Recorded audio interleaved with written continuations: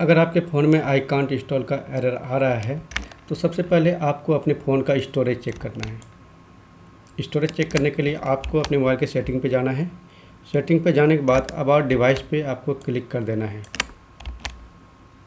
Click करने के बाद आप अपने फ़ोन का स्टोरेज यहाँ से चेक कर सकते हैं। अगर आपके फ़ोन में स्टोरेज अवेलेबल नहीं है, उसके बाद भी आप एप्लीकेशन इंस्टॉल करेंगे तो भी आपके फ़ोन में आई कांट इंस्टॉल का एरर आएगा।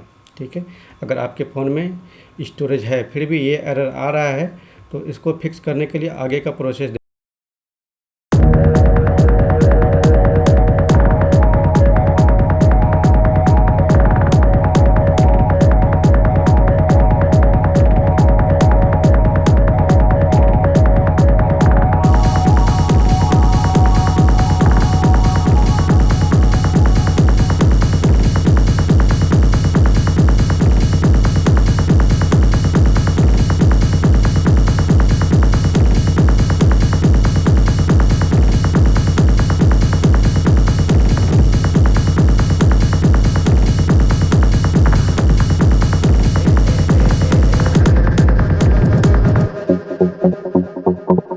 Thank you.